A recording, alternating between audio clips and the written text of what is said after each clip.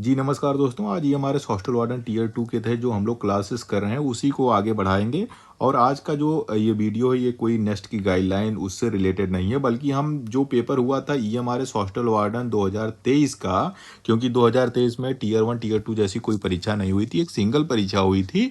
उसी परीक्षा के बेसिस पे लोगों का सिलेक्शन हुआ था, लेकिन उसमें जो आपका ये इस समय जो टियर 2 का सिलेबस है वो सिलेबस पहले एक ही पेपर में हुआ करता था। तो उसमें जो एमसीक्यू पूछे गए थे, जो 2023 में जो क्वेश्चंस आपसे एडमिनिस्ट्रेटिव एप्टीट्यूड से पूछे गए थे, POCSO and children related act से पूछे गए थे, उन सब के बारे में चर्चा करेंगे। हम एमसीक्यू की फॉर्म में नहीं पढ़ेंगे, हम इसको फैक्ट्स के बारे में के रूप में पढ़ेंगे, तथ्य के रूप में पढ़ेंगे। और ताकि अगर हमें डिस्क्रिप्टिव में लिखना पड़े तो इन फैक्ट्स को हम अपने आंसर में लिख सकें। साथ ही इससे रिलेटेड अगर कोई एमसीक्यू आपसे पूछा जाए तो आप उसको आसानी से सॉल्व कर सके। तो एक तरह से आपका ये पीवाईक्यू भी हो जाएगा, और दूसरा आंसर राइटिंग करते समय आपको कुछ प्रमाणित तथ्य मिल जाएंगे जो आपके आंसर को बल देंगे। क्योंकि सिर्फ आंसर लिखने से, जनरल आंसर लिखने से जनरल नंबर ही मिलते हैं। अगर आप नेक्स्ट की गाइडलाइन लिख दोगे, जैसा हम आपको क्लास में पढ़ा चुके हैं, जो जितने भी नेक्स्ट द्वारा हॉस्टल मैनेजमेंट से, हॉस्टल एडमिनिस्ट्रेशन से, सेफ्टी एंड सिक्योरिटी से रिलेटेड, मेस मैनेजमेंट से रिलेटेड जो भी इंपॉर्टेंट गाइडलाइंस नेक्स्ट ने जारी की थी, उनमें से हम बहुत सारे पढ़ चुके हैं। इसके लिए हम लोगों ने एक प्लेलिस्ट बना रखी है। आप लोग जो लोग पहले से देख रहे हैं उनको पता है, तो प्लेलिस्ट हम आपको कमेंट में दे रहे हैं। उसमें आप जिन्होंने नहीं देखा वो सारे आप पूरे जो नेक्स्ट द्वारा गाइडलाइन जारी की गई, जो कि आपके एडमिनिस्ट्रेटिव एप्टीट्यूड के पार्ट के लिए इंपॉर्टेंट है, आपके आंसर राइटिंग के लिए इंपॉर्टेंट है, उसे आप देख सकते हैं। तो चलिए हम लोग ज़्यादा समय नहीं गंवाते हुए पहला पार्ट इसका शुरू करते हैं। 2023 का पेपर हमने आपको पहले ही बता दिया है। एडमिनिस्ट्रेटिव एप्टीट्यूड का जो पोर्शन है उसको हम लोग देखेंगे। तो पीछे जो 2023 में जो पेपर हुआ था उसमें एक क्वेश्चन पूछा गया था कि हॉस्टल का मुख्य उद्देश्य क्या होता है। ये पीवाईक्यू था, मतलब एक एमसीक्यू क्वेश्चन था, लेकिन हम इसे फैक्ट्स में पढ़ेंगे। और अगर इससे रिलेटेड आपका एमसीक्यू पूछा जाएगा तो आप इसी तथ्य को प्रमाणित मानते हुए अपना आंसर चुनेंगे, तो आपको निश्चित रूप से उसमें सही स्कोर मिल जाएगा। दूसरा, ये जो फैक्ट्स हम दे रहे हैं प्रमाणित फैक्ट्स हैं, नेक्स्ट के द्वारा दिए गए हैं, सीबीएसई द्वारा दिए गए फैक्ट्स हैं। तो ये अगर आप अपने आंसर में डालोगे, इसको लिख दोगे, तो आपको ज़्यादा नंबर मिलेंगे। तो हॉस्टल का मुख्य उद्देश्य क्या है? मुख्य उद्देश्य, अब देखिए हॉस्टल का पूछ रहा है। आप जब भी क्वेश्चन पढ़िएगा, चाहे डिस्क्रिप्टिव का पढ़िएगा चाहे एमसीक्यू का पढ़िएगा, डिस्क्रिप्टिव में मेन ध्यान रखिएगा कि आपका क्वेश्चन कितने पार्ट में बटा हुआ है। अगर सिंगल पार्ट में, जैसे इसमें सिंगल क्वेश्चन है कि भाई मुख्य उद्देश्य क्या है, एक ही चीज़ पूछी जा रही है, क्योंकि ये एमसीक्यू था तो एक ही चीज़ पूछा जा सकती है। लेकिन डिस्क्रिप्टिव में हो सकता है कि आपके क्वेश्चन में भी सब क्वेश्चन हो जाए, छोटा छोटा पार्ट दे दिया जाए, जैसे कि हॉस्टल क्या होता है, उसका मुख्य उद्देश्य क्या है, इस तरह से क्वेश्चन आ जाएगा। तो दो पार्ट हो गया, मतलब पहला पार्ट हो गया कि क्या है और दूसरा उद्देश्य क्या है। तो पहले आंसर क्वेश्चन पढ़ लीजिएगा, उसके बाद उसकी फ्रेमिंग अपने दिमाग में कर लीजिएगा कि भाई इतना शब्द हम जो होता है इस पे क्या पे लिखेंगे और इतना हम शब्द जो है इसके उद्देश्य पे लिखेंगे। तब आप सही से फ्रेमिंग अपने दिमाग में कर ले जाओगे तो अच्छे से आंसर लिख पाओगे। तो हॉस्टल का मुख्य उद्देश्य क्या होता है? हॉस्टल का मतलब होता है कि जैसा कि आप सभी जानते हैं, आपका जो हॉस्टल होगा, अगर आप लोगों की ज्वाइनिंग होगी तो आप ईएमआरएस में हॉस्टल वार्डन बन जाएंगे। ईएमआरएस जो होता है नवोदय विद्यालय की तरह आवासीय विद्यालय है, मतलब बच्चे वहीं रहते हैं और वहीं पे पढ़ाई करते हैं। तो हॉस्टल का मुख्य उद्देश्य क्या होता है? Home away from home. ये अगर आप जब कभी इससे पूछा जाएगा हॉस्टल के बारे में तो ये शब्द आप जरूर लिखिएगा, होम अवे फ्रॉम होम। मतलब बच्चा घर से दूर तो होता है लेकिन उसे एक नया घर मिल जाता है जिसका नाम है हॉस्टल। एक नया घर देना, पारिवारिक घर देना, एक अच्छा माहौल देना, मतलब घर से दूर हो लेकिन एक नया घर मिल गया, वही मेन चीज होती है हॉस्टल की। अब हॉस्टल की बात करें तो हॉस्टल से क्या ऑब्जेक्टिव, मेन ऑब्जेक्टिव क्या होता है भाई? हम बच्चे को क्या देते हैं? बच्चे को एक पीसफुल और कॉन्जेनियल इन्वायरमेंट दे देते हैं, एक माहौल दे देते हैं। कहते हैं ना कि भाई दिल्ली में रह के पढ़ोगे, बाहर रह के पढ़ोगे, इलाहाबाद पढ़ोगे, पटना रह के पढ़ोगे तो सिलेक्शन के ज़्यादा चांसेस हो जाते हैं। क्यों? क्योंकि वहाँ पढ़ने का माहौल है। आप कोटा चले जाओगे तो आपको एक माहौल मिलेगा, सब लोग पढ़ाई में लगे हुए हैं, सारा कंपटीशन चल रहा है, सब तैयारी, सब जगह कोचिंग दिख रही है, सब जगह किताबें दिख रही हैं, तो माहौल की बात है। तो हॉस्टल वार्डन मतलब हॉस्टल का जो चीज़ है वो क्या देता है? हॉस्टल का जो मेन उद्देश्य होता है कि भाई सबको एक ऐसा वातावरण मिल जाए, एक ऐसा बच्चे को माहौल मिल जाए कि वो ज़्यादा से ज़्यादा पढ़ाई कर सके। तो अगर अब इसमें एक चीज़ हो गया कि भाई पहला मेन एम होता है कि भाई लर्निंग, एक कंड्यूसिव लर्निंग इन्वायरमेंट मिल जाए बच्चे को, पहला चीज़ अगर आपको रिटन में लिखने को बोलेगा तो पहला लिखिएगा कि भाई पढ़ने का एक माहौल मिल जाता है अच्छा सा। दूसरा, इससे बच्चों का होलिस्टिक डेवलपमेंट होता है, मतलब सर्वांगीण विकास या संपूर्ण विकास होता है, क्योंकि एक बच्चे ऐसे माहौल में रहते हैं कि सारे लोग आपस में इंटरेक्ट करते हैं, उनका सोशलाइजेशन होता है और उनमें एक तरह से अपनी आपसी भाईचारा बनती है, चीज़ों के बारे में उनको समझ आती है, दुनियादारी के बारे में समझ में आते हैं, कैसे लोगों के साथ उठना बैठना, वो सारी चीज़ें आती हैं। तो ये हॉस्टल के मेन मतलब कहें कि जो ऑब्जेक्टिव होता है वो हो गया। इसका एक्सप्लेनेशन भी हमने दे रखा है। इसका पीडीएफ हम आपको दे देंगे टेलीग्राम पे, जब हम पढ़ा लेंगे आपको तो उसका पीडीएफ भी दे देंगे ताकि आप इससे रिवीजन कर लीजिएगा। तो हॉस्टल का प्राइमरी उद्देश्य यही होता है कि शांत और अनुकूल वातावरण प्रदान करना, किसके लिए? पढ़ाई करने के लिए। अब हम बात करते हैं दूसरे क्वेश्चन पे। दूसरा क्वेश्चन जुड़ा हुआ है हॉस्टल एडमिनिस्ट्रेशन का। ठीक है, हॉस्टल एडमिनिस्ट्रेशन कैसे सुधारा जा सकता है? तो पहली चीज तो है कि हम तो सीधे फैक्ट्स पे नहीं जा रहे हैं, लेकिन आपको पहले पता होना चाहिए भाई हॉस्टल एडमिनिस्ट्रेशन होता क्या है, मतलब छात्रावास एडमिनिस्ट्रेशन या प्रशासन क्या होता है, वो चीज़ क्या होती है। तो पहली चीज़ तो होगी कि क्या होता है, व्हाट हॉस्टल एडमिनिस्ट्रेशन क्या है और किस लिए है, मतलब इसका उद्देश्य क्या है हॉस्टल एडमिनिस्ट्रेशन का। ये आपका मेन टॉपिक है, एडमिनिस्ट्रेशन आपके सिलेबस का मेन पार्ट भी है। तो क्या होता है कि हॉस्टल एडमिनिस्ट्रेशन का मतलब क्या होता है? इसमें होता है कि आपको क्या करना होता है, मैनेजमेंट करना होता है, कोऑर्डिनेशन करना होता है। किसका कोऑर्डिनेशन करना होता है और किसका मैनेजमेंट करना होता है? आपको मैनेज करना होता है पूरे हॉस्टल का, पूरे मेस का, बच्चों का, अन्य स्टाफ के साथ, अन्य चीज़ों के साथ, सारा चीज़ आपको एक माहौल देना होता है, एक व्यवस्था बनानी होती है, एक तरीका बनाना होता है। आपके जो एम्प्लॉय होते हैं उनको मिला के उनका कार्य आवंटन होता है कि कौन व्यक्ति क्या काम करेगा, सारी चीज़ स्मूथ तरीके से चले उसके लिए जिस चीज़ की ज़रूरत है, जो प्रोसेस है, जो प्रक्रिया, उसी का नाम है हॉस्टल मैनेजमेंट, मतलब हॉस्टल एडमिनिस्ट्रेशन, यानी management and coordination of employ. जो आपके एम्प्लॉय हैं, आपके पास जो इक्विपमेंट्स हैं, आपके पास जो सामान है, उन सब का। और किस लिए किया जाता है, एडमिनिस्ट्रेशन किया जाता है? जिससे कि जो आपका इंस्टीट्यूट है या आपका जो हॉस्टल है वो रन कर सके, स्मूथली चल सके, सेफली चल सके और एफिशिएंटली चल सके। यानी हॉस्टल ठीक से चले, मतलब वहाँ पे कोई वाद विवाद ना हो, कोई सुरक्षा संबंधी, सेफ्टी संबंधी कोई इशू ना हो, और अच्छे तरीके से चले। चला तो हर कोई लेगा, किसी को भी दे दोगे तो चला ही लेगा, खाना बनाना तो सिखाई देगा बच्चों को, रहना कोई बात नहीं है, लेकिन एफिशिएंटली हो, मतलब अच्छा हो, सही तरीके से हो, आउटपुट ठीक हो, तो वो कहलाता है हॉस्टल एडमिनिस्ट्रेशन। अभी अगर हम बात करें, इसी में एक चीज़ है, एक हमने वीडियो आपको बताया था कि एक ईएमआरएस है एमपी में, हरदा में एक एमपी में ईएमआरएस है। वहाँ क्या हुआ कि अच्छा खाना ना मिलने की वजह से बच्चे जो होता है, लगभग 300-400 बच्चे हॉस्टल की दीवारें कूद कर, कैंपस तोड़कर, मतलब यह कहें कि जो है गेट वोट खोलते हुए सब वहाँ से भाग के चले आए कलेक्ट्रेट पे, डीएम के यहाँ धरना दे दिए। पूरा पूरा न्यूज में चला, सारी वीडियो बनी, सब कुछ चला। और डीएम ने जो होता है प्रिंसिपल की, हॉस्टल वार्डन की, और जो मेस चलाने वाला ठेकेदार था, उन सब की जांच खुलवा दी। मतलब ये हुआ।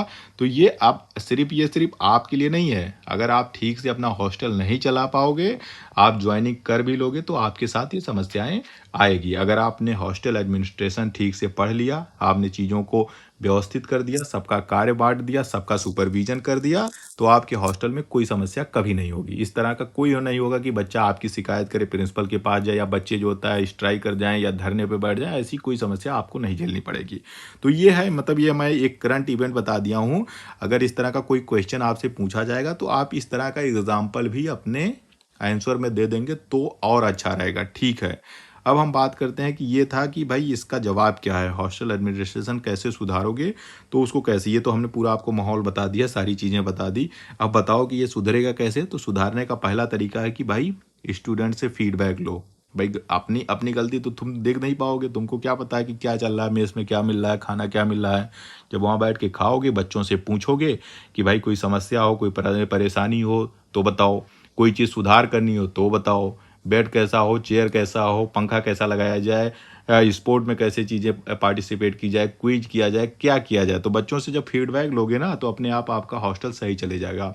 दूसरा चीज़ है, उनको डिसीजन मेकिंग में शामिल कर लो। जो भी निर्णय लो, मतलब कोई भी चीज़ करने जा रहे हो तो उनमें बच्चों को शामिल कर लो, साहब जो होता है बच्चे को इकट्ठा कर लो और कह दो कि शाम को क्रिकेट खेलना है, शाम को मैच खेलना है, या शाम को हम लोग जो होता है निबंध प्रतियोगिता करेंगे, या फिर ये बताओ खाना कैसे बनाया जाए, क्या मेनू रखे जाएँ, दाल रखें, चावल रखें, क्या खाओगे।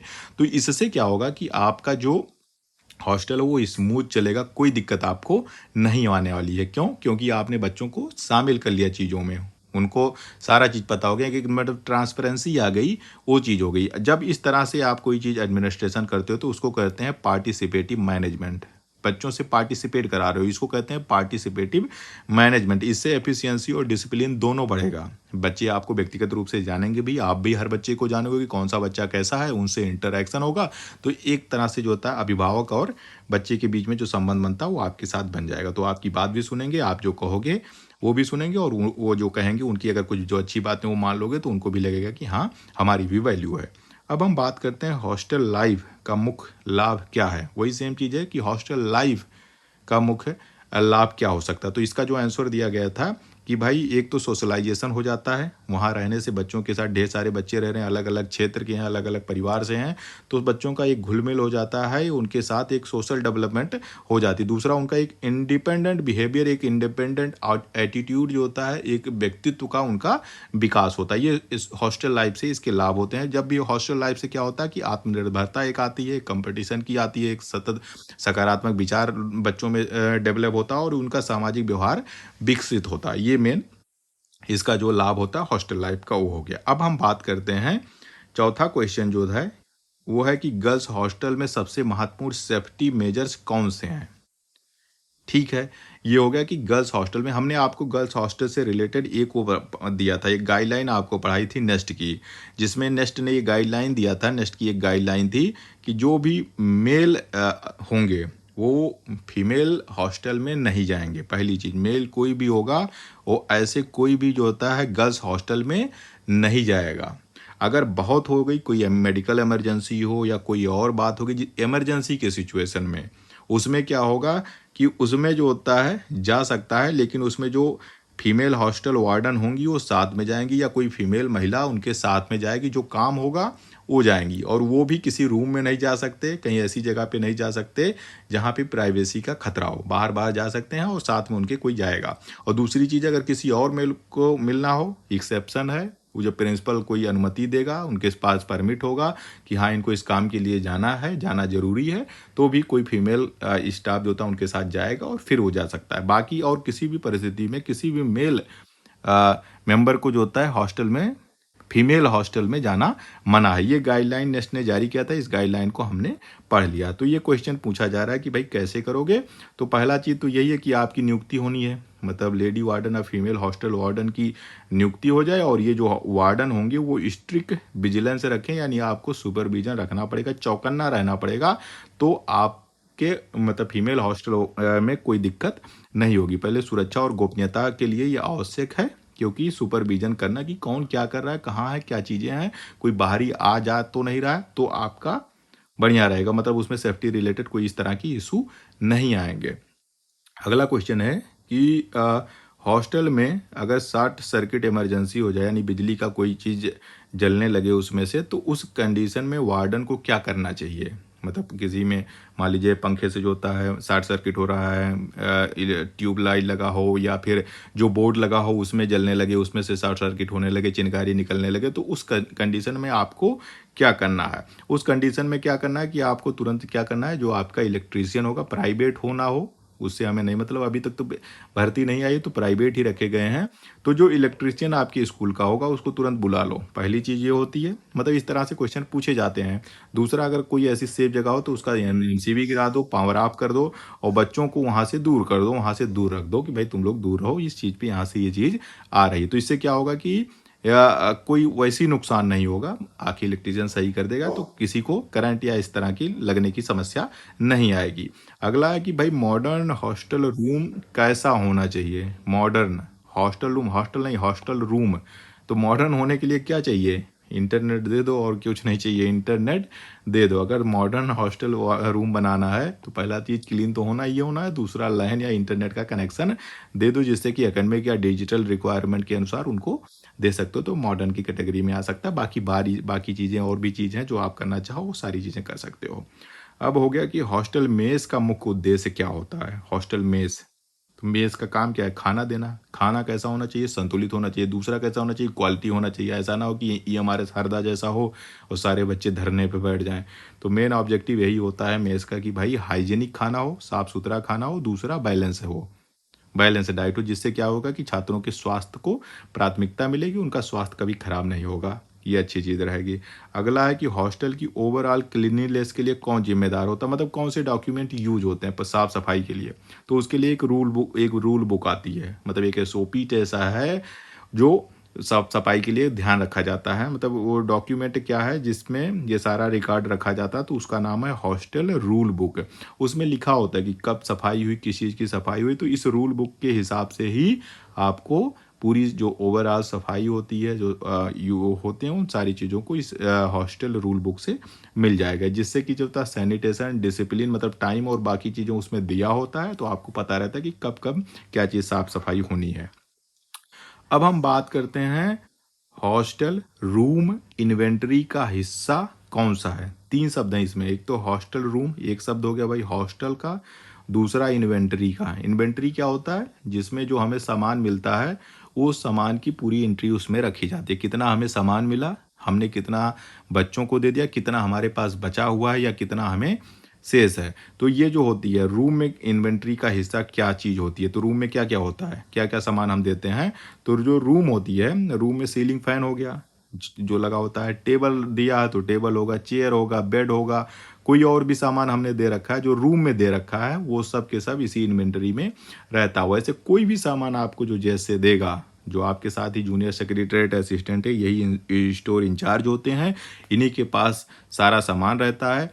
ये आपको इशू करते हैं, आपके नाम से इशू हो जाता है और फिर आप उसको लेके आते हैं और इसी इन्वेंट्री में उसको चढ़ाते हैं। इस इन्वेंट्री में जो होता है एक होती है, एक रसीद दी जाती है, जिसमें जैसे जो है अपने यहाँ उसका रिकॉर्ड रखता है कि भाई हमने जो होता है फलाने हॉस्टल वार्डन को इतना चीज़ दे रखा है, और उस पे अपने उसके भी साइन होते हैं और जो लेके जाता है रिसीव करता है उसके भी साइन होते हैं। इसी तरह से इन्वेंट्री आपके हॉस्टल में होती है। उस पे भी आप जो जैसे यहाँ जैसे आपको सामान देते हैं, जूनियर सेक्रेटरीट आपको सामान देता है, उसकी पूरी डिटेल आप उसमें रखते हैं। मतलब आपको 4 पंखा मिला तो आप लिखते हैं कि भाई इतना तारीख को 4 पंखे जेएसए से मिले, फलाने से मिले, स्टोर से मिले, जिसमें से 1 पंखा हमने यहाँ लगा दिया, 2 पंखा यहाँ लगा दिया, 2 पंखा हमारे पास रखा हुआ है। तो उसमें पता चल जाए कि कितने पंखे की हमारे पास अभी ज़रूरत है, कितना हमने लगा दिया, कितना हमको और चाहिए होता। तो ये हो गया, तो फिक्स्ड होते हैं, ये हो गया। दूसरी चीज़ आ जाएगी कि मेस कमेटी का क्या रूल है। लास्ट है इस वीडियो का, अगला जो और क्वेश्चन है उसको हम अगले वीडियो में पढ़ेंगे। मेस कमेटी का रोल क्या होता है। तो मेस कमेटी क्या काम करती है भाई? मेस का काम है भाई, कमेटी का काम है खाना देखो ठीक से मिले, और दूसरा डाइट जो होता है, जो पैसा होता है ज़्यादा खर्च ना हो, मतलब जो हमें नेस्ट ने गाइडलाइन दे रखी है कि कितना हमें खर्च करना है, उसी में वो खर्च हो जाए। तो नेस्ट ने इसके संबंध में भी गाइडलाइन जारी कर रखी है, वो गाइडलाइन हमने पहले ही पढ़ लिया है। मेस कमेटी का जो होता है, पहला चीज़ है कि जो खाना मिले वो हाइजीन हो, मतलब साफ़ सफाई हो मेस में, और दूसरा कास्ट इफेक्टिव फूड हो, मतलब जो हमें पैसा बजट मिलता है, जो नेक्स्ट पैसा देता है उससे ऊपर पैसा ना खर्च होने पाए। तो उसी तरह से क्वालिटी फूड को कम मतलब क्वालिटी फूड का सही हो, और कॉस्ट जो होता है कम करना जो होता है इसका उद्देश्य होता है। तो हमने 10 क्वेश्चन पढ़ लिया, इसका पीडीएफ आपको हम टेलीग्राम पे बाद में शेयर कर देंगे। बाकी अभी इसमें और भी क्वेश्चंस बाकी हैं, उसको हम अगले वीडियो में लाएंगे। अगर ये वीडियो अच्छा है, आपको चाहिए और क्वेश्चन, तो आप कमेंट करके यस कर दीजिए, ताकि हमें मोटिवेशन मिलता रहे और हम इस पर आगे और वीडियो बना के आपको शेयर करें।